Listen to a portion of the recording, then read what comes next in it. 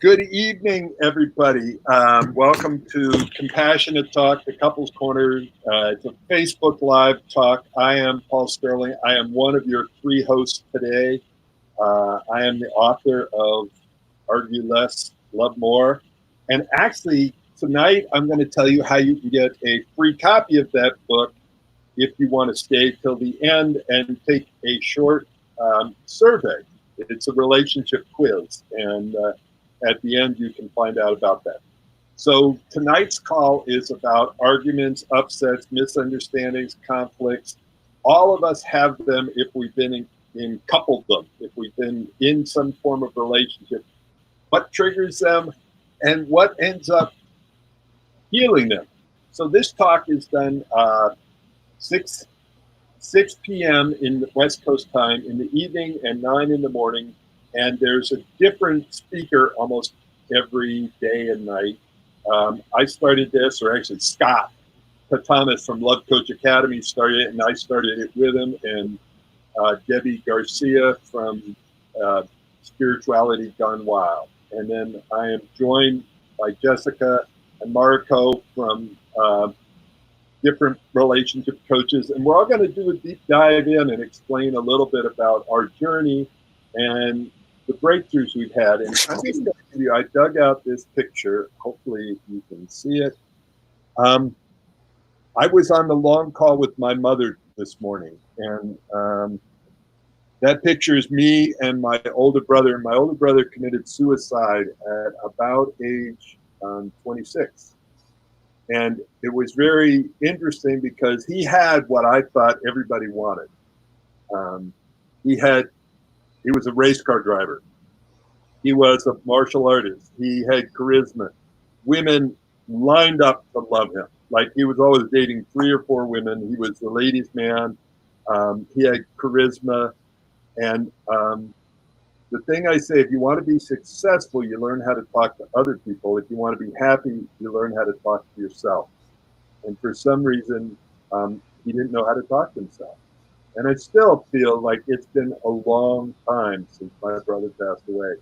But as I talk about him and miss him, Kevin was his name, I can still feel tears coming up. And the challenges that I want to talk about today about conflict is that even though you look at that picture and there was a lot of love, shortly after, when we got into our early teens and until the year before he died, we fought like crazy. And I want to talk about what creates conflict and what solves it. So one other thing about my journey is I left home at age 17 to go to Alaska to become a commercial fisherman. Because what I wanted to do in my family, it wasn't safe to be vulnerable. And part of the conversation with my mom this morning, my mom is an incredibly heartfelt woman. She's courageous, still a leader in my eyes. And but it wasn't safe for her to be vulnerable in my household. So my dad, Irish, alcoholic, recovering Catholic, and he couldn't deal with vulnerability. And what he said is the best defense is a strong offense. So he was very offensive in the way he dealt with vulnerability. And so I looked at it and I saw it was safe to be angry, mean, and judgmental, and it wasn't safe to be connected and emotional and vulnerable. So we're going to dive into that and what does it really take to have a relationship work and how do you deal with conflict. So I'm going to hand it over to Jessica to introduce herself. And how did you get on this journey? I think it starts with the relationships that we see around us. And growing up, I grew up with a dad who traveled a lot and a mom who was staying at home with 3 kids. And so that kind of that sense of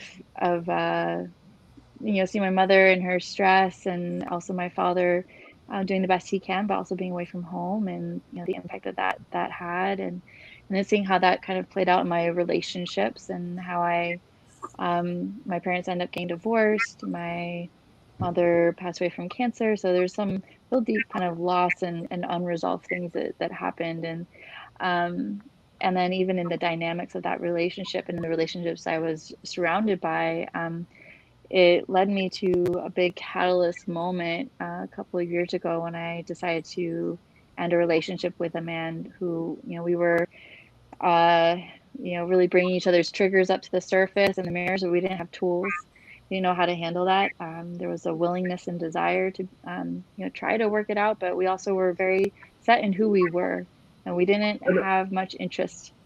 Can I ask a quick question? Because you went Please. by something, and I just want to bring it to the viewer's attention. It sounds like you loved each other, but you didn't have the tools. And it's like the Beatles song that said, "Love is all you need." I think they were wrong. So can you say just a tiny bit more about that? Because it was that one sentence, but it's like it just went, whoa. Yeah, it was a really painful time. There was love there, there was willingness there, and there were also changes that both of us felt were absolutely necessary and like a high need that neither of us were willing to do for the other.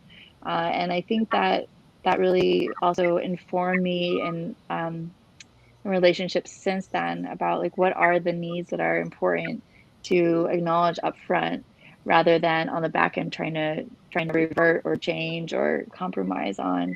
And it really showed me a lot of things, and it's so interesting about today's talk because I um even with all the tools and dating a very conscious man a few days ago, I was like, I want to complete this relationship. And I did it in a not very tidy way, a lot of hurt in it. And yeah, there was, so I'm feeling flushed because I usually come on the show very vulnerably when I'm with you guys, and I can feel it right now.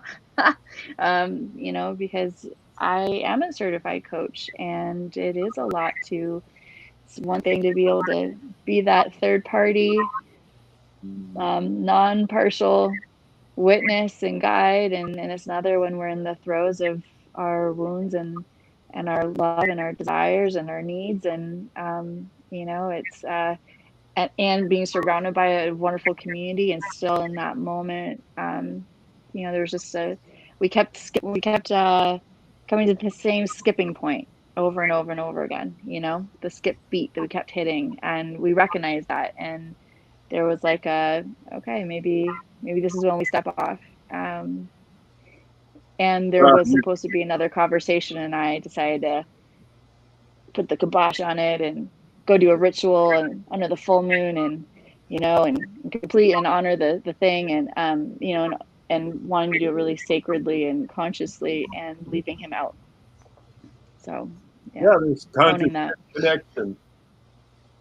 And the thing that you brought up so much in there, and then we're going to jump to Hawaii.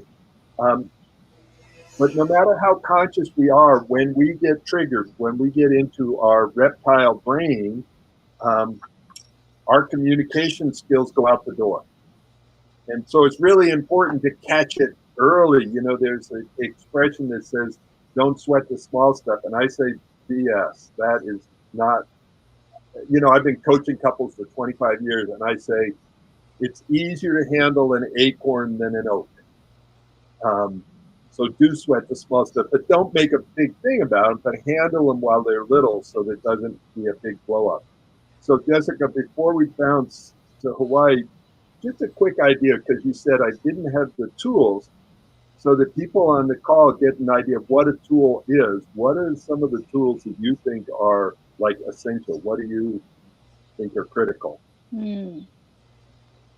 I do believe presence is important, which means for me, the definition of presence is showing up in your full self, like a full listening, not just passively as you're on your phone or whatever, but it's like I'm here with you and I'm taking you in. Oh, wait a second. You mean this is no? I'm listening. No. Yeah. No, I hear you. Yeah, and then when you ask them what did I just say, and they'll repeat what you said, but were they actually listening to what that was intended. Ah, So there's that. There's presence is super important. And I think that there's so many tools, but I would say presence for sure. One is like is the listening and repeating back, or what I'm hearing you say is da da da da, to confirm that you are hearing what the other person is saying. Um, and and then asking the deeper questions. What else is there? Tell me more about that. How is that having you feel?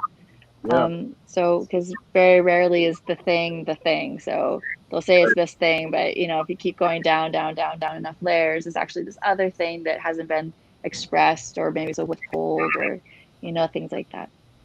Yeah, it's so interesting. I always love it when you're on the call because it's like a rich dessert.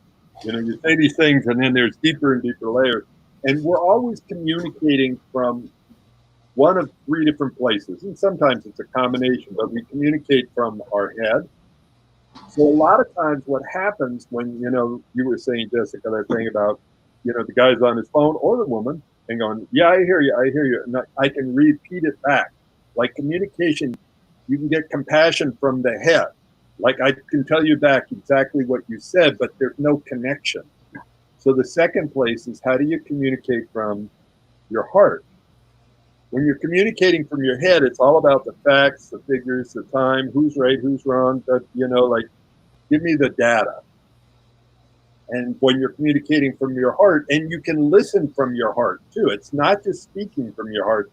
When I'm listening from my heart, it's like, oh, I get it. I feel it. Like when I listen and try to really listen, I have this, I call it the no wonder. Well, where I have this visceral experience. No wonder you're upset. No wonder you're sad. No wonder you're angry. If I was telling myself, and I say this lovingly, not derogatory, but if I was telling myself that story, I would be upset too. And a lot of times it's an embarrassing story. It's like when you looked at me that way, I thought you were judging me or whatever it is. And then there's a third. So we communicate from our head, from our heart, and from our hurt, which is our reptile brain, that part. And when we're in our reptile brain, we're only worried about safety. Who's the enemy? Who's the ally? How do I protect myself? So with that in mind, we're going to bounce over to Hawaii to Mariko. How did you get on this journey? So you talked about your family. I grew up in a say emotionally unavailable family, and I'm the youngest of three kids. And their older two sisters are friends, and so they're still friends. And then me, I kind of learned how to self-care and self-soothe by being a loner, black sheep. And so I feel like I was really wired for codependence in that way. And so I had I guess, real attachment problem dating as an early 20s. And my parents got divorced when I was 12. So, yeah, attachment led me to my first big, you know, heartbreak. And I was sexually assaulted at 17. So from 17 all the way until 20 something, it was a lot of not knowing because I wasn't parented as a teen. And I started stripping at 22. And then I entered a career in which men and women's relationship became my main focus, and healing myself and healing uh, those men. We were both at the same stage of our development, right? So as a stripper, I did certain things. As an escort, I did certain things. And now I'm a tantric life coach and a relationship coach and a, empathy coach. And so I do different things now with the clients that I have. And my journey is evolving and not complete. And it's always new and exciting. So what I'm hearing, it's interesting because we have all these different ways of wrestling with our history, and how do we take it on? Whether I went to Alaska, became a commercial fisherman. Mariko went to become a stripper. It's like, how do we deal with our families? And Jessica's dealing with hers by right now being a life coach and a love coach. And it's like, even though we're coaches, what I was told is you teach what you need to learn. And so at first I used to hear that as an insult, like somebody was trying to insult me. And then I just thought about it and I'm like, yeah, why would I want to teach something I don't care about? Of course, I teach the stuff I want to learn. And the places that have caused the most pain in my life have been around relationships.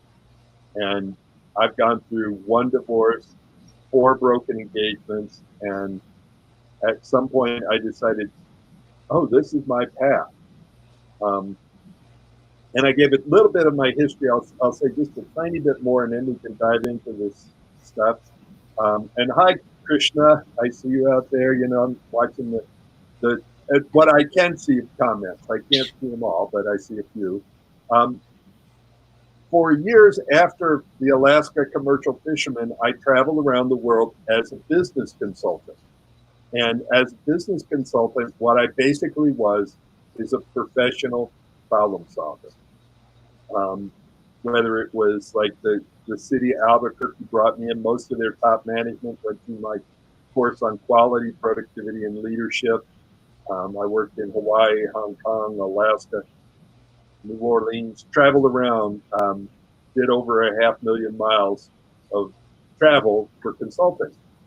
And then it's like I started to go, all right, what can I apply? Because even though I was really successful in that external world, like based on those things, my own relationship, my marriage fell apart, and then 4 broken engagements.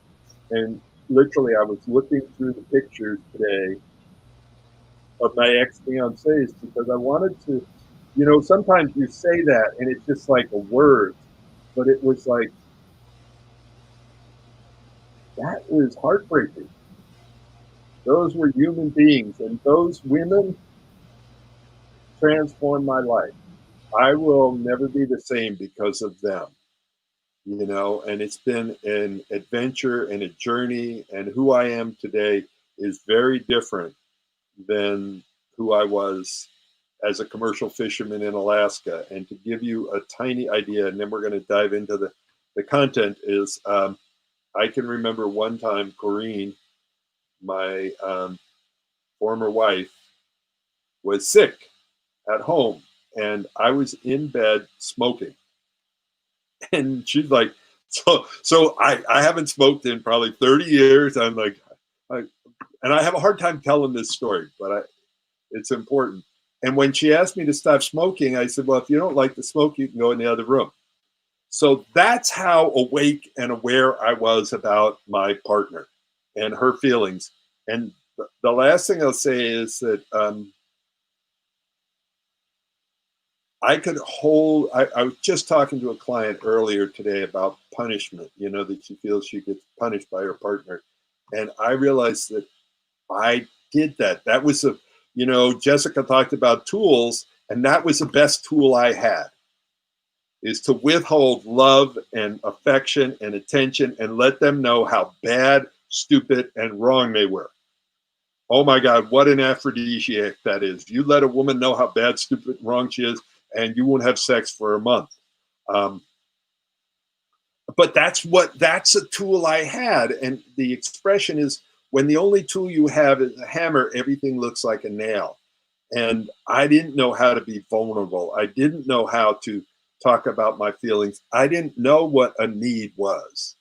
And the challenge is what we have conflicts is, one of the quotes I have, I'm going to bring it up on a screen. A second, Marshall Rosenberg, the creator of nonviolent communication, said that the normal outcome of most communication is misunderstanding. So what we want to do is, if we understand that, what we want to do is get really good at doing 2 things: understanding how to clear up misunderstandings and understanding what triggers people. So when we get triggered, and what I'm going to ask you, I'm setting both of you up, I'll tell you in advance, I want to hear from both of you. What are some of the things that trigger you? And what are things that open your heart and reverse the trigger? So when we get triggered, there's 3 levels of trigger: alert, alarm, attack. And our nervous system like in our house, if I hear something in the other room in this house shuffling, I can come from sleep to alert. And then if I hear footsteps, I might go to alarm, and it's the adrenals start to kick in. And then if I pat the bed next to me and I go, oh, Leah's out of bed, so it's her, then my nervous system will calm down pretty quickly. Pat the bed next to me, Leah's there, and there's still footsteps in the other room, my body goes to attack. And it's really hard to calm down when I'm at attack. And so what we want to do in relationships is to notice when we're at alert, alarm, attack, and to catch it. And I will literally stop mid-sentence if I'm starting to get triggered and go, wait, I need to stop right now because I'm not feeling resourceful. So Jessica, start with you. Dive in on this one. What triggers you? In general, or just with the particular dynamic I was in? Either way, in general, in relationships, in the world of relationships, because we're talking, this is the couples corner, mostly in relationships. What triggers you? And then what do you do that triggers your partner? Like, I want us to both be responsible for both sides of that. And I can talk about what I do too.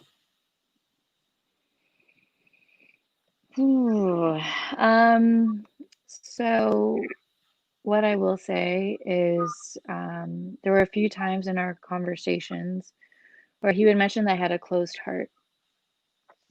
And our last conversation, I was actually being very calm. I was expressing my desires.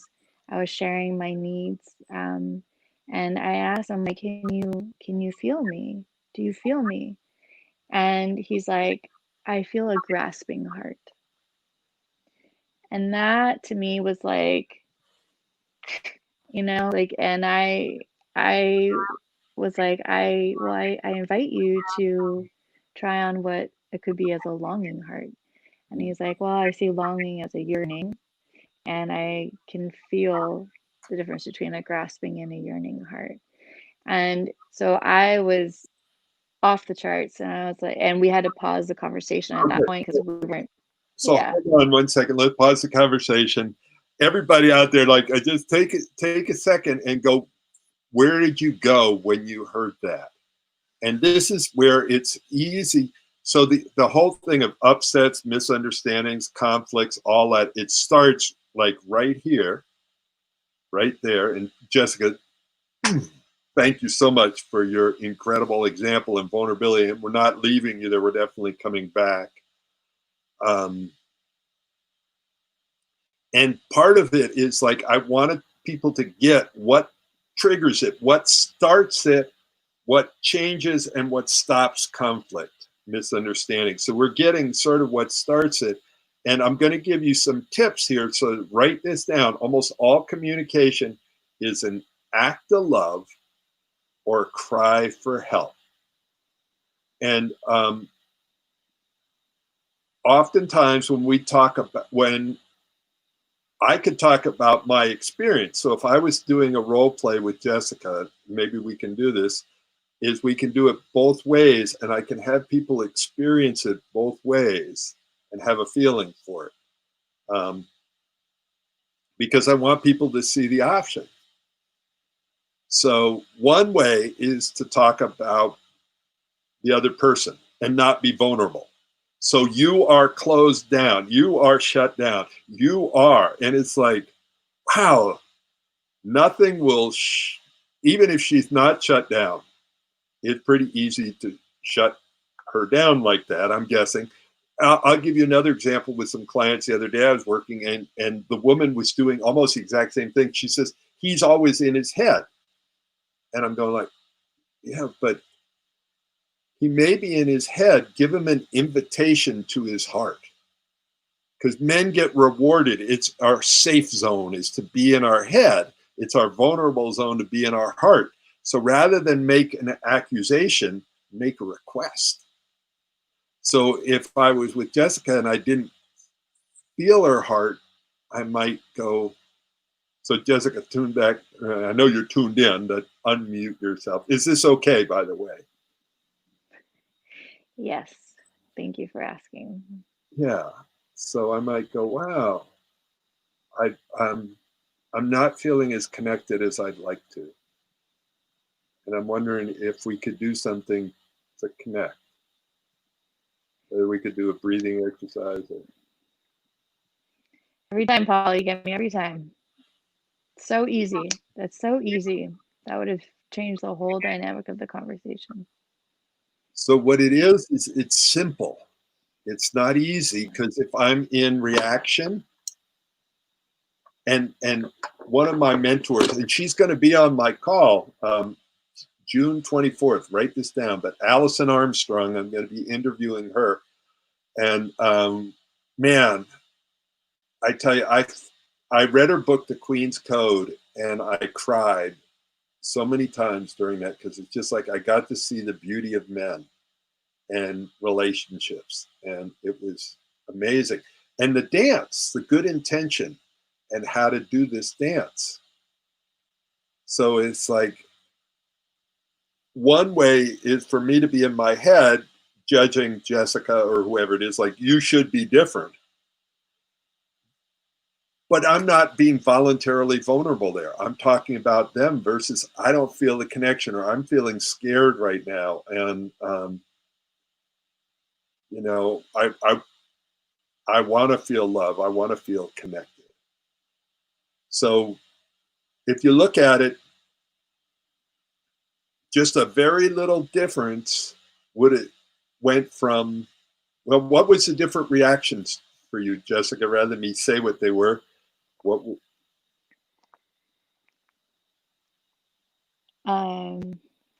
For me, it just felt like I want, hold on, I want to connect. I want to feel you. Hold on. Rather than saying like, this is what I'm feeling. Like as being from an observer to an engager. So Yeah. I want to engage with you. I want to feel you. I want to feel connected. And you know, I'm not sure if I'm the only woman, but you know, when I hear certain things, I make an immediate judgment call about it. And I started going into a story, and he was trying his best to stop me from going into that story. But it was like, you know, the statement had been made.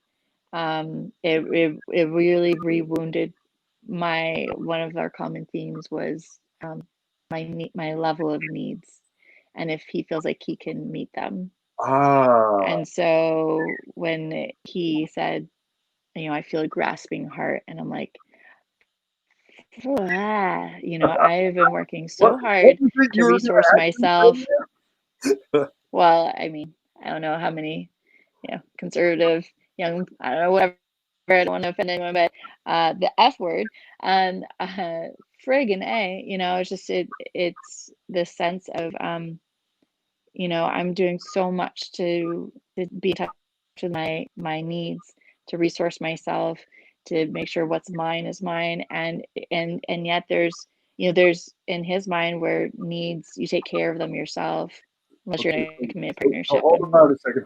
yeah, A lot yeah, here. This is really rich, and we're going to always. go to Hawaii in a second. But the critical thing behind almost all upsets, arguments, misunderstandings is needs, and we come from a culture of need shame, and we have, Yeah, and I'll probably step on toes and be politically incorrect.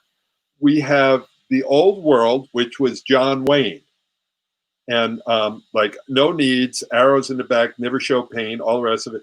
And we have the new world called, and I hang on, but it's the world of sovereignty.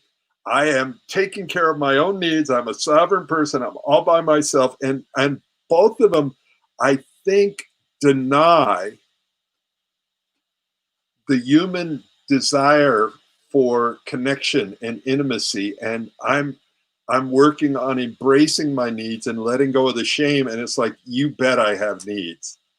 And my God, I see that my needs are making you uncomfortable right now. And hang on, because I'm just waking them up. I've spent so many years ashamed of them, and I am like, I am excited about bringing them to the table. And if they drive you crazy, this is probably the wrong table to sit at. And if you're going to call me needy, absolutely. I am needy. I can be selfish at times. I am incredible to be in a relationship with, because I'm going to embrace your needs too. And if you want to be roommates, that's a different relationship. You take care of your needs, I take care of my needs, and we live in the same house and we share bills. But there's, so I'm just revealing my sort of beliefs based on everything I've studied in relationships the last 25 years, the attachment theory and all that. And it's like, the only reason to be in a relationship is to get your needs met. And if you can't make friends with your needs, it's going to be an awkward relationship. So I don't know, Jessica, what resonated with you? And then I want to bounce to Mariko on this. So much of what you shared, and it's I do feel like I've been need shamed, and that's okay. It's but the sovereign piece, that is a big topic coming up, especially in the more conscious communities, so to speak. And I think sovereignty is important, and it's God, if you can do everything on your own, then what's the point? Why do we even have relationships to begin with? Mm-hmm. If we could do everything on ourselves, if we were self-survivalists, then why? I mean, our civilizations would never have evolved, would have been impossible. But there's this thing about, like, I do have a need for connection, and I do have a need for emotional safety, and I do have a need for significance. And there were these little buildups, and it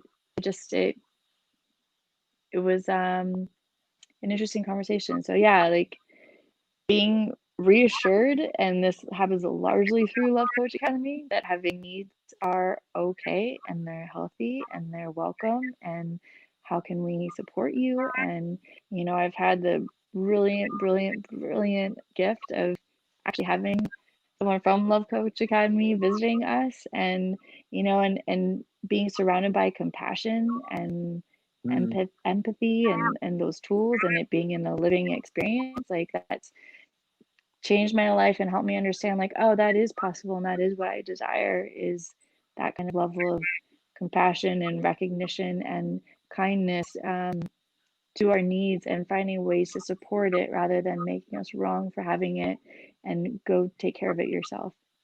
So the last thing about this, it's like, what drives us will wreck our relationships or make them remarkable, is almost all behavior we have is trying to either avoid certain feelings or experience certain feelings. And if people have a hard time being with their own needs, sometimes what they do is they make someone else wrong for having needs.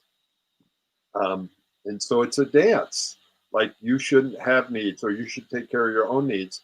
And what that tends to mean is I'm uncomfortable in the conversation, and I don't know how to protect myself, and I don't know what to do with needs. And almost every upset, argument, misunderstanding, at the foundation of it, there's two things. There's our feelings and needs, that's one thing, and our ability to communicate them. And women are shamed in our culture to, don't look needy, don't have needs, don't be like, you'll scare away the guy. And guys, like, needy is not, we're not supposed to have needs. We're independent. I went to Alaska to prove how tough I was, and I'm total badass. And I'm badass enough that I can talk about my feelings and needs now, and not be as nearly as ashamed. And it's still an ongoing battle. It is an ongoing, like, go to the gym, do push-ups. I got to do my needs push-ups, because the culture wants to pull me back, Hollywood, etc. Don't be needy. That's vulnerable. So Marco, what is for you? What triggers you, or what do you do to trigger others? And what's your relationship with needs and conflict and this whole conversation here?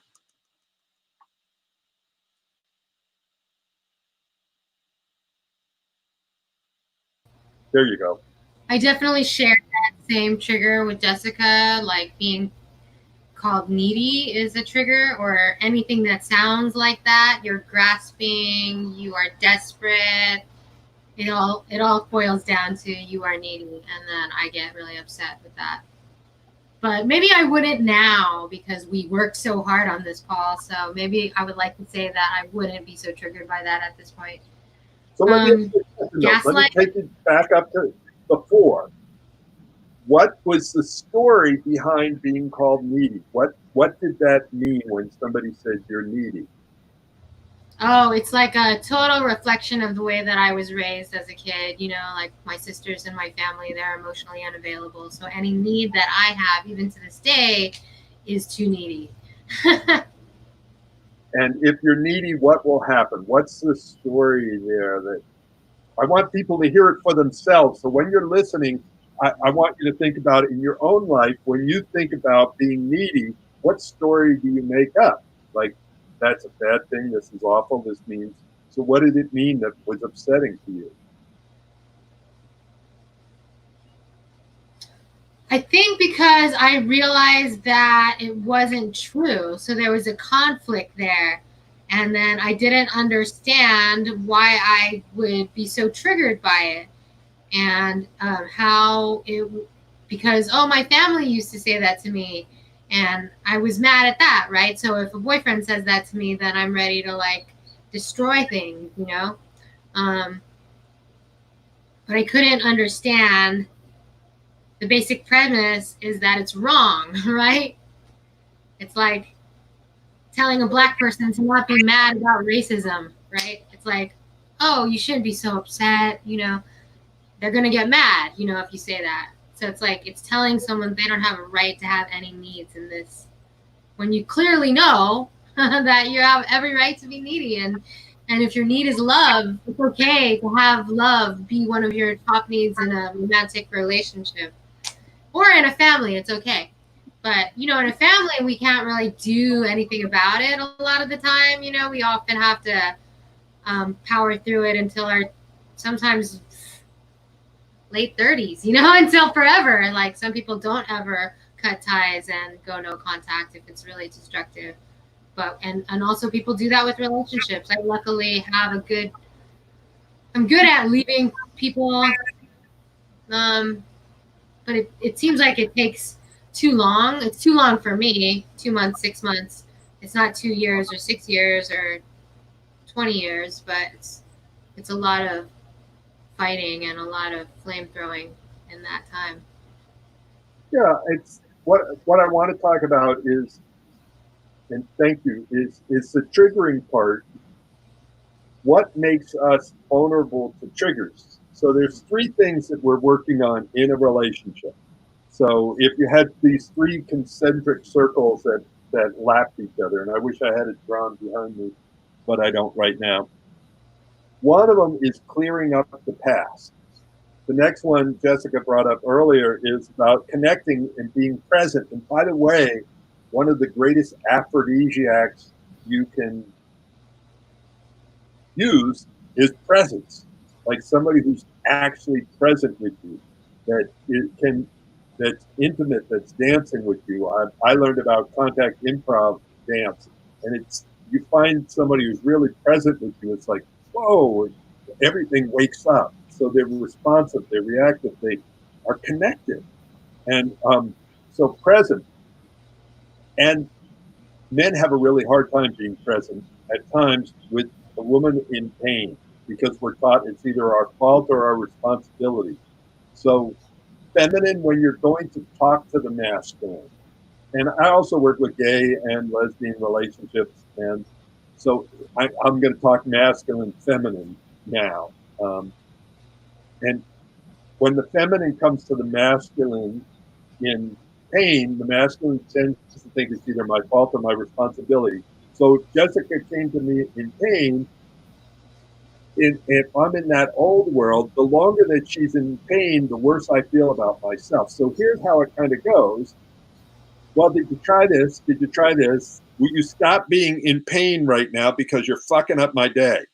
And I don't want you doing that. So just stop hurting because you're making me uncomfortable. So that's what's going on beneath it. And if we learn how to be with someone else's pain, with our own pain, we're able to be present and go, wow. So right now, sounds like you're feeling really sad or upset or disappointed. And tell me more. And and I noticed that, like, when I even say that, my heart beats a little faster, and I'm starting to get a little uncomfortable because I'm afraid that you're going to tell me that I did something wrong, and I don't ever want to hurt you, and I know that at times I probably will. So, I'm gonna I can I share a story? Yes, please. Because I wrote you and I said this is my biggest fear. My biggest trigger is an angry man who's cussing and calling me names. Remember I told you, I said, that's my biggest trigger. Can you help me with that? And we didn't even work on that. But then, like, I guess I invited it into my universe because it happened. And I was able to just, like, you know, keep breathing and just being love and try to just be present as possible. And be like, wow, you're really upset. You're really angry at me. Let it out. You're really angry. Wow. Anything else? And, like, probably in my mind, I'm covert fighting. Like, I'm thinking and I'm happy that I'm winning in a way, but I'm not fighting by winning, and I'm not collapsing, and I'm not fleeing. So that was this huge win for me recently, because this person was really letting loose in text and Skype, but like 4 inches long of insults, you know, and lots of F words and lots of isms, ageism, sexism, looksism, all kinds of stuff, you know, insults. But I was able to stay present. I did block this person. So there is a limit, you know, to, but I didn't collapse. I didn't combat, and I didn't, what's the other one? Yeah, I didn't collapse or combat or flee. Yeah. But it wasn't a win-win. It was the best win for both of us, I guess. But for me, it was a win. For him, I don't know what he wanted out of that scenario, but I think it's so strange because he wanted love from me, but he has a very strange way of going about getting it. But I could recognize that he is a hurt boy and needs love. But I just wanted to test out basically how far I could let this go. And luckily it was by text, so I don't have to actually, but you still get triggered. You can get triggered, obviously. The whole world is triggered by the internet, so it doesn't matter if it's actually in front of you, it's real, you know? So text messaging abuse is so real. And yeah, and I survived it with grace, ease, grace, and flow, and I'm really proud of that. So that's a win, I guess, but it's not a win in the battle of the sexes win. Well, wait. It's not,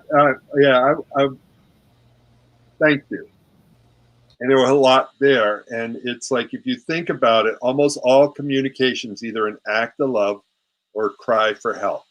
And the problem is when we're triggered in our hurt, in our reptile brain, the way we cry for help often guarantees we're not going to be heard.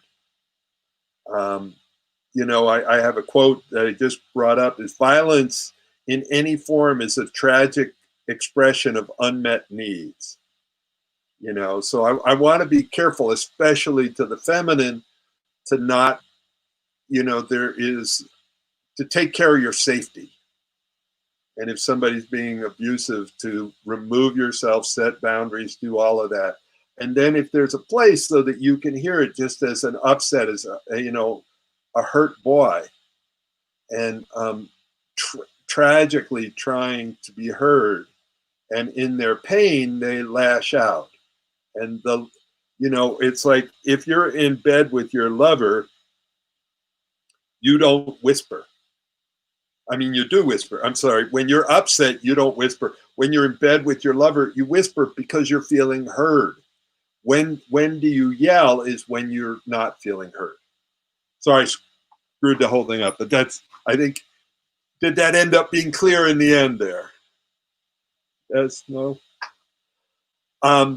So You're saying that he's yelling insults because he's scared that he's not being heard. yeah, look at how much pain I'm in. Now, it doesn't make it okay. I'm not saying hang out in abusive conversations or anything, but it makes it a lot easier to not escalate it, because what happens is it gets escalated. And your hurt person talks to that hurt person.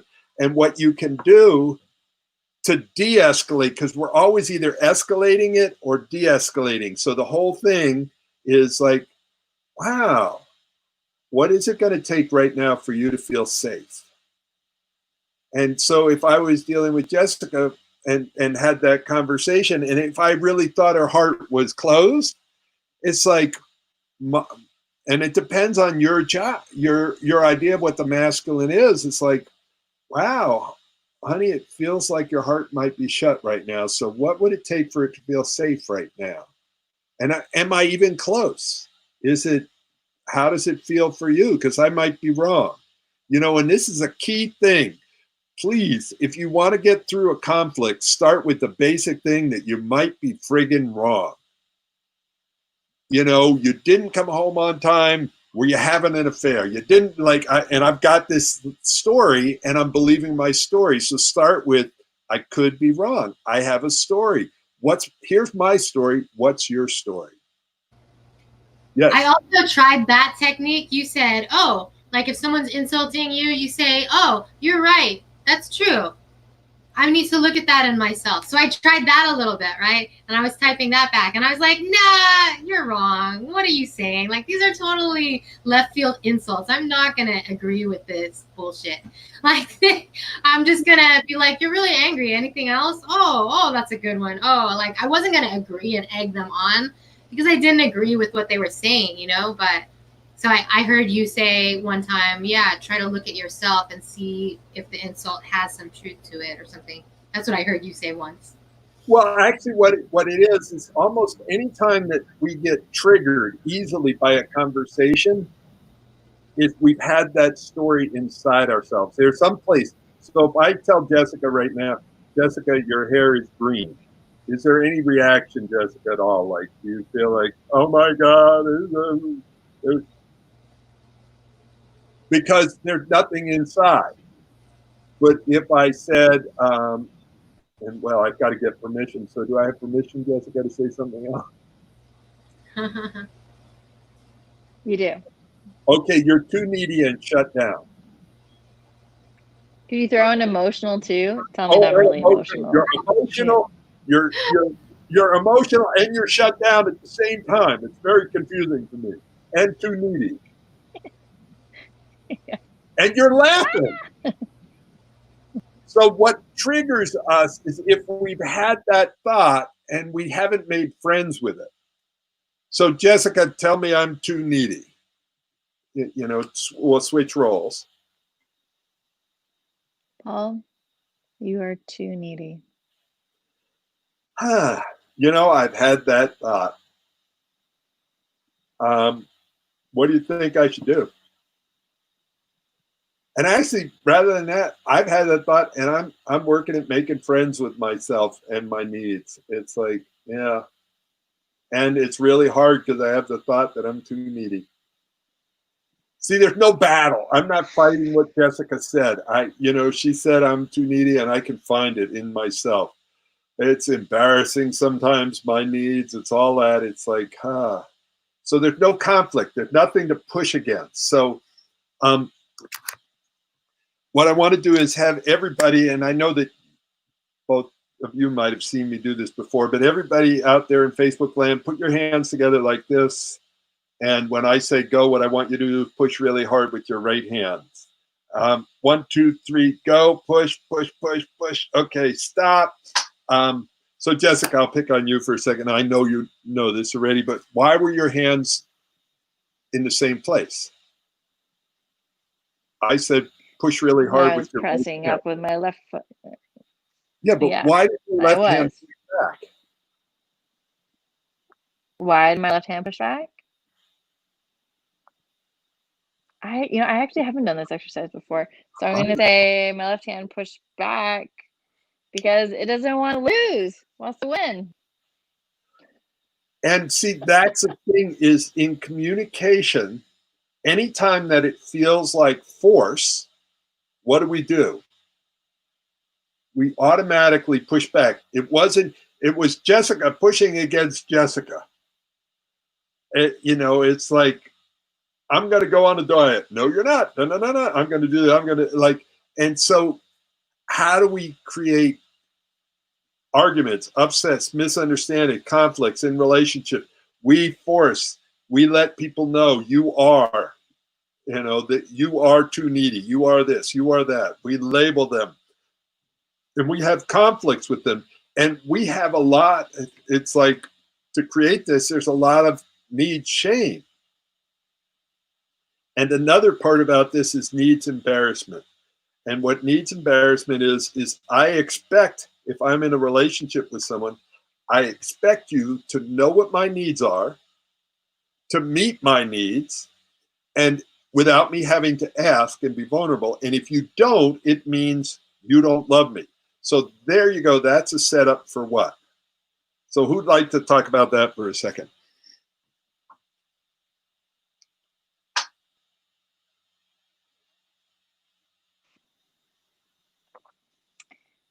Mariko, would you like to speak? If not, I'll go. The mind reading, the mind reading is often definitely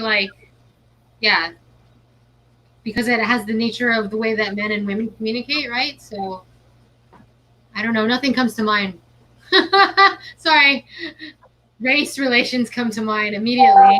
So, there's so much misunderstanding between white people and people of color, and they're like, oh, well, we wanted you to read our minds, but there hasn't been this bridge of connection between the dialogues that we're having today are new, and even me, I'm like having new uncomfortable dialogues with people that I can't assume that they know what the fuck I'm thinking at all, because we're both people of color, because we're both love coaches, because we're both anything, Americans, anything. You cannot know what they're thinking until you communicate that need to communicate.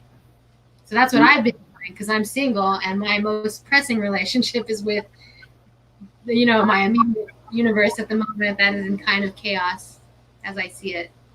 Yeah. And you brought up something. It's the uncomfortable conversation. So Jessica, did you want to say anything on that? Can you repeat the question? I want to make sure I answer it well. I don't know if I can or not. It's like about mind reading. Oh, mind reading the embarrassment. Oh, the embarrassment. And my mind went to the text, and I stopped being present for a second. So go ahead, Jessica. Thank you for clearing that up. Needs embarrassment. I've very much been guilty of that in the past, with many former relationships where I expected them to assume to be able to read my mind and pay attention and remember whatever it was, X, Y, or Z. And there were a couple of partners who were very, very thoughtful and paid very close attention. They were great, but I've gotten much better at speaking my needs, I feel, than having somebody mind read them. And I've gotten very clear about saying, please tell me what your needs are or any expectations that you have, because I'm not a I'm a channeler, but I'm not a psychic, so I can't read your mind. And the more that I understand what it is that's going to help support you, so you feel safe and loved and held and appreciated, the better off that we both are. So sometimes there's an element of oh, now I'm going to tell you what I want and how I want it, and now you're going to do it just because that's how I said it, and it didn't come from you, or some kind of something like that. But at the end of the day, it's about them being happy, and if I know how to support them, then I will. Yeah, and that's what challenges some people, you brought up something that challenges, including myself at times, in making a request. I want to make sure that when you hear it as a request and not a demand. And because if you hear it as a demand, you might give it to me with an energy that we'll both regret.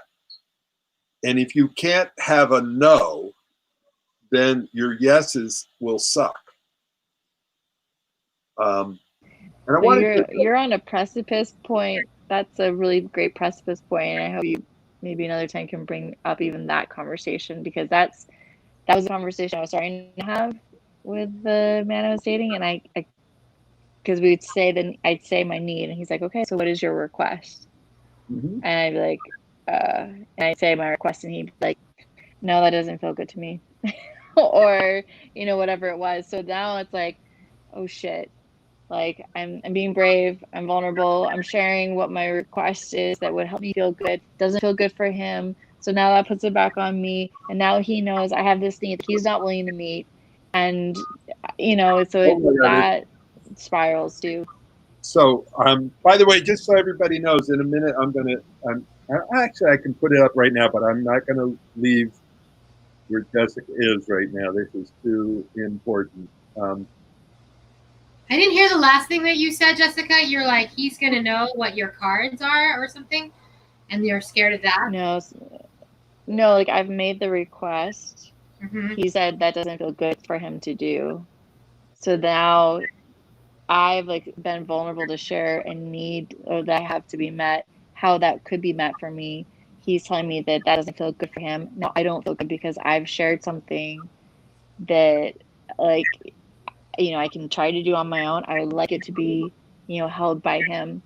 And so now it feels, that's been a really hard part, actually. So that's happened a few times.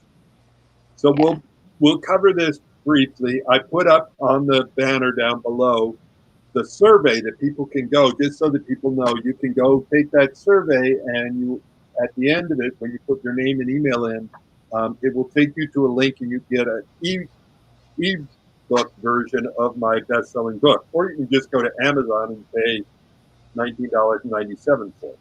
Now, back to Jessica. There's some critical things you brought up, and no, there's this whole no means no movement, which is great. And there's two different ways to spell no, N-O or K-N-O-W. And sometimes when we're saying no, it's like, I don't know how to meet your needs in a way that meets my needs. So let's figure that out. So I don't know how to take care of myself and take care of you. And the thing is that you're bringing up is that there's a vulnerability in making a request. So how do maybe we need to say no to the request, but keep the connection. So it's like if someone says, let's make love, and you look at them and go, no, and no means no, and you roll over and you turn your back and you go to sleep. It's like, and they're sitting there going like, what happened? Versus, wow, I am touched that you want to be intimate with me right now. In fact, and I'm a little sad because I'm so friggin' tired. And I know how important it is, and I know how vulnerable it is to reach out and ask. And I really want to honor that and keep the dialogue going. And I'm too tired tonight. Can we cuddle? Uh-oh. You guys take care of things. My dog might have gotten himself in trouble. I'll be back in a second. Oh, I was going to say, Jessica, that I totally resonate with what you were saying. Like, you can vulnerably ask for your needs to be met, and they can say no. That's part of it. And at that point, to be connected to yourself, then you have to ask yourself, do I want to do the work to keep this connection? And I think what I heard you say is, no, I want to stay connected to myself and stay true to myself. Is that right? Yeah, I mean, it reached that point, but for quite a while, it was, being, it was a lot of trying to keep my knees and then expecting or being okay with even less and less and less and less and less. And then at some point you're like, oh, I don't want to stay connected. It's okay. Your no is my no. And then you reach that point, I think. And that's okay. Like this person who insulted me. Do I want to do the work? No, I don't. Like this is this point of no return. I cannot have someone who says that to me in my world or even near me. So there's no work to be done there. Empathy and connection is a gift. So you can choose who you use it with and who you don't. Yeah, disagreement. And this is my puppy. He got himself in trouble a little bit. And he's okay now, though. All right. Well, thank you, everybody, for being on the call. This is a call that happens. And thank you, both of you, for sharing your heart so sweetly. I feel like we're just opening up the door here. There's so much more. If people want to know more, there are several ways of finding out. One is through Argue Less, Love More. I do relationship courses. I do relationship coaching. I teach with Heidi Love, and I teach a thing called the Couples Course. It's a great thing. Scott Thomas, and I'm going to put up, let me see if I can put up, there you Love Coach, Love Coach Academy. Scott teaches love coaches how to become love coaches. And if you think about what I said earlier, some people speak from their head, some people speak from their heart, some people speak from their hurt. Scott and I are a good team because Scott is, of all the people I know, he's one of the most empathetic people and speaks from his heart and teaches people to be in their heart and how to give and receive empathy. So amazing tools, and good to go to his class. Good to come to my class. But get yourself a coach. Be mentored. You actually deserve to have somebody help you work through the tough issues. Most people expect to have remarkable relationships, but don't have remarkable relationship skills. And so they keep running up against the same problems over and over again and go, well, how come it didn't work out? Well, because you don't have the training. So get yourself trained. And then come back here 6 o'clock in the evening, 9 o'clock in the morning. We're going to be doing these calls. And we totally appreciate it. Thank you, Jessica. Thank you, Marco. And thank you, everybody, for your comments. And we will see you again sometime soon. Ciao.